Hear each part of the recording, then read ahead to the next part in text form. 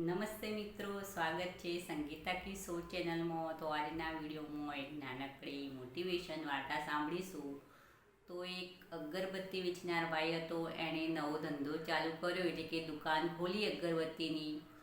અને બહાર બોર્ડ લગાવ્યું કે અહીંયા સુગંધિત અગરબત્તી મળે છે અને એનો ધંધો સારો ચાલી રહ્યો હતો। એમાં એક ભાઈ આવ્યા અગરબત્તી લેવા, તો એમને બોર્ડ વાંચ્યું ને કહ્યું, તમે લખ્યું છે અહીંયા સુગંધિત અગરબત્તી મળે છે, તો અગરબત્તી તો સુગંધિત જ હોય ને, એવું લખવાની ક્યાં જરૂર છે? ખાલી લખ્યું હોય અહીંયા અગરબત્તી મળે છે તો પણ બધાને ખબર પડે।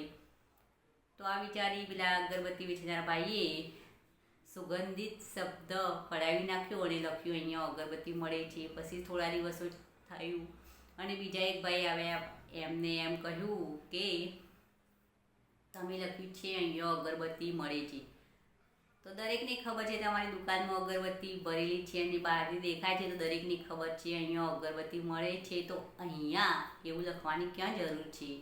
ખાલી અગરબત્તી મળે છે એવું લખ્યું હોય તો પણ ચાલે। તો આમ વિચારી અને પેલા ભાઈએ અગરબત્તી વેચનારે અહીંયા પણ કઢાવી નાખ્યું અને અગરબત્તી મળે છે એમ રાખ્યું। થોડા દિવસો ચાલ્યું અને બીજો એક ભાઈ આવ્યો, એને કહ્યું કે અગરબત્તી મળે છે, આવું ક્યાં લખવાની જરૂર છે? બધાને જોઈને ખબર પડે કે અગરબત્તી મળે છે, તો ખાલી મળે છે કાઢી નાખીને અગરબત્તી રાખો। તો પેલા ભાઈએ અગરબત્તી રાખ્યું અને મળે છે કાઢી નાખાવ્યું અને એનો ધંધો ધીરે ધીરે ઓછો થવા લાગ્યો, ગરાકી કંઈ થવા લાગી નહીં। એટલામાં એનો એક મિત્ર આવ્યો એને મળવા અને પૂછવા લાગ્યો કે ધંધો કેવો ચાલી રહ્યો છે? તો પેલા ભાઈએ કહ્યું, શરૂમાં અમે ધંધો નાખ્યો તો સારો ચાલતો હતો, સારું વેચાણ થતું હતું અને આવક પણ સારી આપતી હતી, નફો થતો હતો, પણ હવેથી કંઈ એવું થતું ખાસ નથી, ગરાકી થતી નથી।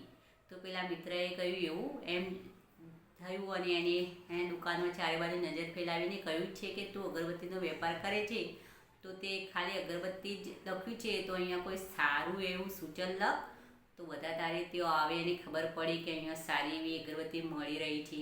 તો આ સાંભળી અને જે દુકાનદાર હતો એના મગજમાં વિચાર આવ્યો કે હા, પહેલાં મેં લખેલું હતું અહીંયા સુગંધિત અગરબત્તી મળે છે, તો મારો વેપાર સારો ચાલતો હતો અને હવે મેં બધાના કહેવાથી એમ થોડું થોડું કઢાવી નાખ્યું અને ખાલી અગરબત્તી જ લખેલું છે, એના કારણે પણ એવું હોઈ શકે।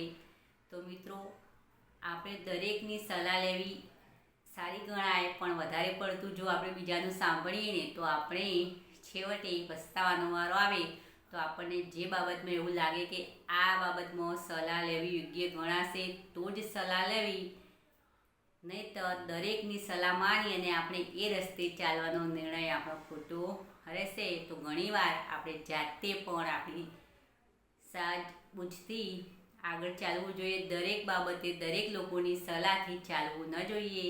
તો મિત્રો, વિડીયો પસંદ આવે તો એક લાઈક અવશ્ય કરવું, બીજાની સાથે શેર પણ કરો અને આવી અવનવી વાર્તાઓ સાંભળવા મારી ચેનલ સંગીતા કી શોને સબસ્ક્રાઈબ જરૂર કરી। ફરી મળીશું નવા કોઈ વિડીયોમાં નવી વાર્તા સાથે।